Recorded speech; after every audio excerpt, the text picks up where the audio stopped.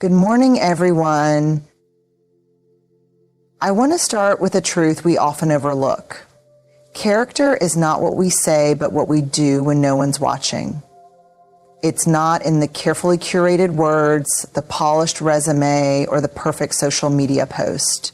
True character is revealed in the small, unguarded moments of life. So if you really want to know someone, not just the version they present, but who they are at their core, just notice 5 things. All right, friends, before we dive in, let's take a quick moment for something important. If you find value in these conversations, if they challenge you, encourage you, or make you think a little differently, then go ahead and hit that like button. It's a small gesture, but it makes a big difference. And while you're at it, subscribe, because we're just getting started and I don't want you to miss what's coming next. You know that little bell icon? Tap that too. That way you'll always know when there's something new waiting for you, something that might just be exactly what you needed to hear that day. And finally, if this message resonates with you, share it. Share it with a friend, a colleague, or someone who might need a little encouragement today, because the best conversations don't just stay with us. They ripple outward, they spark change, and they create connection. All right, let's get into it. We've all seen it, the way some people light up around those who hold influence, who can offer them something, who have power or prestige. They shake hands a little firmer, laugh a little louder, nod a little more eagerly. But then when the person in front of them is someone they perceive as unimportant, someone who can't advance their career, boost their reputation, or give them an advantage, the warmth fades, the eye contact disappears, and the tone. But here's the truth. How someone treats those who can't do anything for them tells you everything about their character.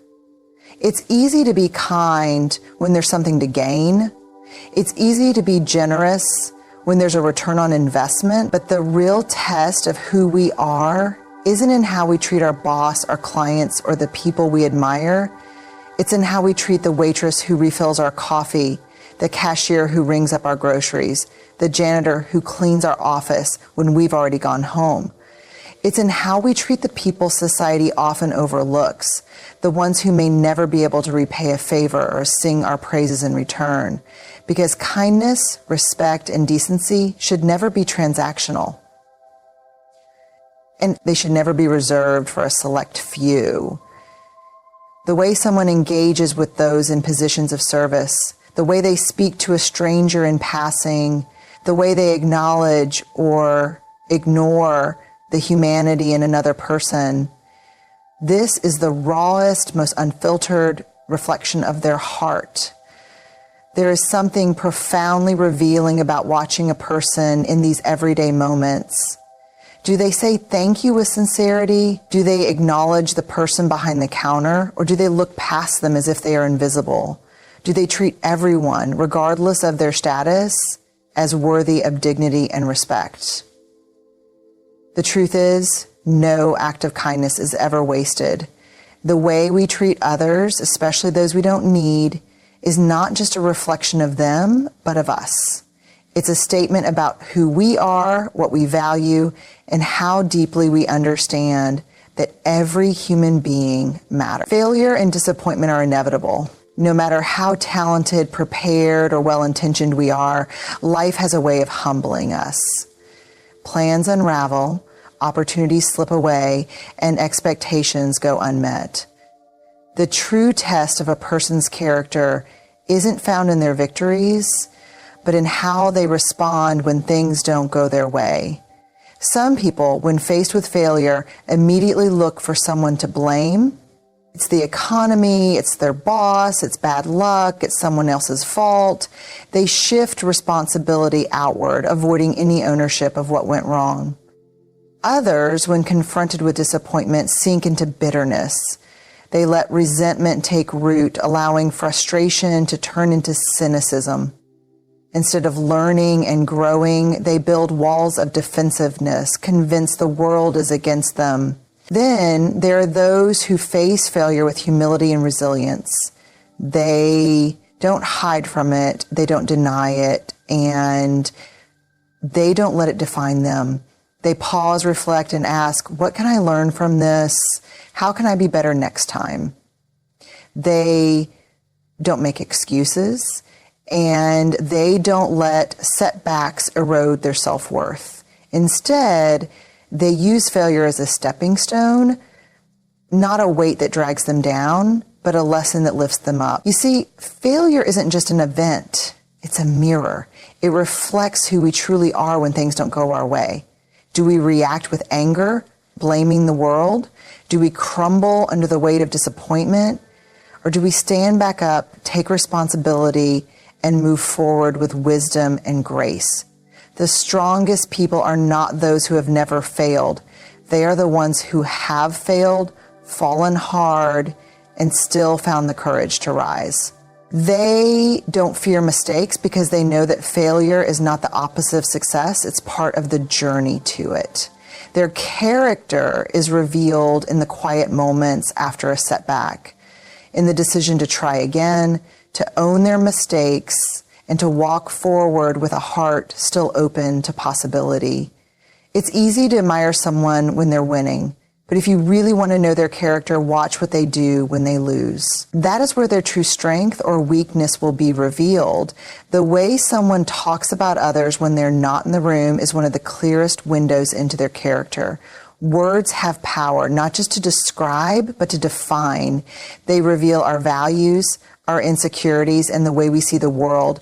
When a person speaks about others with kindness, fairness, and integrity, even when there's no one to impress, it says everything about who they are. But when they tear others down, speak with cruelty, or spread gossip, it reveals something just as significant. Gossip is seductive. It makes us feel important, as if we hold secret knowledge that gives us power. It can be entertaining, a way to bond over shared opinions and judgments, but at its core, gossip is a form of betrayal. It diminishes the person being spoken about, and it diminishes the one speaking as well. Because if someone eagerly talks behind another person's back, you can be certain they do the same when you're not around. Think about the last time you heard someone speak poorly of a friend, a colleague, or even a stranger. Did their words feel rooted in truth and concern, or do they feel laced with bitterness, jealousy, or the need to elevate themselves by bringing someone else down? People of strong character don't engage in careless criticism. They don't feel the need to assassinate reputations to build their own.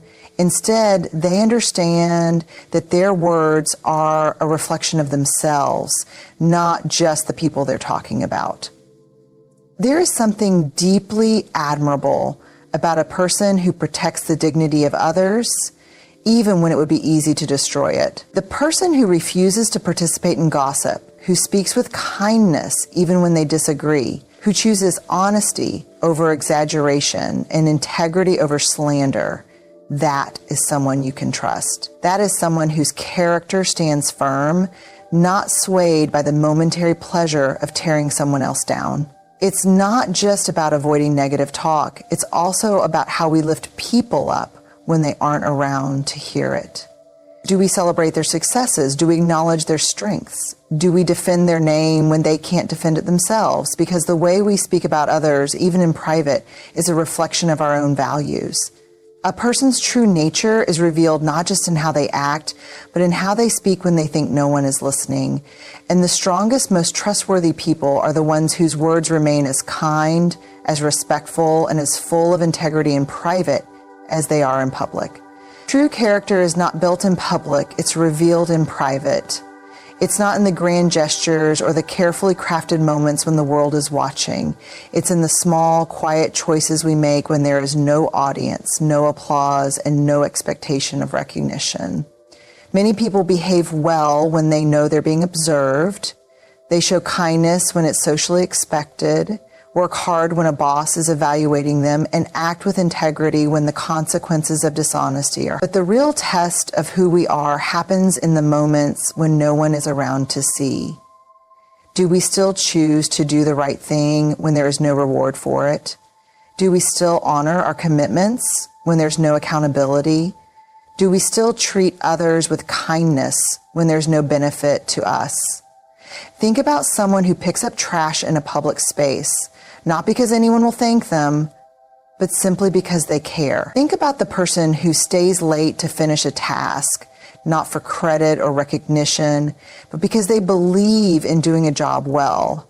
Consider the one who gives anonymously, helps quietly, and does good in the world without announcing it. That is the kind of character that speaks volumes, not in words, but in actions. Then there are those who wear masks in public but behave differently when no one is watching. They follow the rules when someone is enforcing them, but cut corners when they believe they can get away with it. They are polite when there is something to gain, but dismissive or rude when they think no one important is paying attention. They preach honesty, but lie when it's convenient. This contrast between their public and private selves reveals more about them than anything they say. What we do in the dark always finds its way to the light. Even if no one else ever sees, we know. We carry the weight of our own choices, and over time, those choices shape us, either into someone we respect or someone we struggle to look at in the mirror. The people with the strongest character don't need an audience to do the right thing. They don't need praise to be kind, and they don't need consequences to stay honest. They act with integrity because it's woven into the fabric of who they are, not just because it's expected of them. So if you want to know the truth about someone, don't just look at how they behave in front of others. Pay attention to what they do when no one is watching, because that is where their real character lives. Power doesn't change people, it reveals them. Give someone a little authority, a little influence, a little control, and you will see their true character unfold. Some will rise with humility, using their power to serve, uplift, and protect. Others will let it consume them, using it to manipulate, control, and elevate themselves at the expense of others. Power itself is not inherently good or bad. It is simply a magnifying glass, exposing the deepest truths about a person's values, priorities, and integrity. Look at how someone acts when they are in a position of power, no matter how big or small. It doesn't have to be a CEO, a politician, or a billionaire. It can be a shift manager at a restaurant, a captain of a sports team, a teacher in a classroom, or even a parent in a household. Watch how they handle the responsibility that comes with leadership. Do they use their position to inspire and support others, or do they use it to intimidate and control? Do they lead with fairness and wisdom, or do they demand obedience out of fear? Some people, when given power, forget where they came from. They once knew what it was like to be at the bottom, to struggle, to feel unheard. But the moment they rise, they erase that memory. They become the very thing they once despised. They dismiss the struggles of those beneath them, believing that their success is purely a result of their own merit and that others should just work harder rather than be given grace. This is one of the most dangerous effects of power. It creates distance. It builds an illusion that those in power are fundamentally different from those without it. Then there are those who never let power change their heart. They remember what it was like to be overlooked, underestimated, or struggling, and they use their position to bridge the gap, not widen it.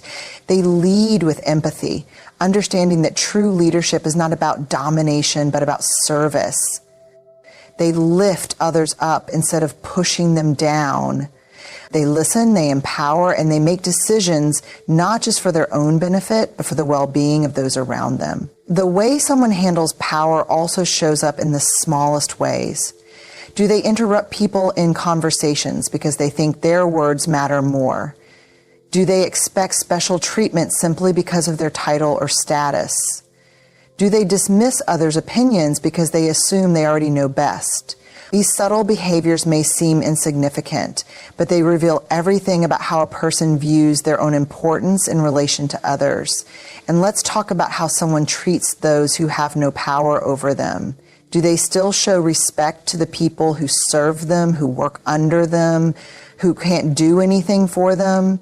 A truly strong and ethical person does not wield power like a weapon. They hold it with responsibility, knowing that their influence carries weight and impact. Power in the wrong hands is dangerous, but power in the right hands can change lives. It can create opportunities, build bridges, and inspire change. The question is not whether someone has power, but how they choose to use it. Because at the end of the day, power is not the real test. Character is.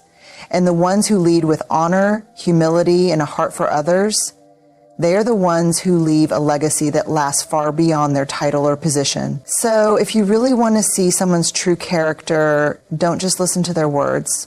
Watch their actions. Notice how they treat the unseen, how they rise from setbacks, how they speak of others, what they do when no one's looking, and how they handle power. Because at the end of the day, character isn't who we pretend to be, it's who we are when the mask comes off. Thank you.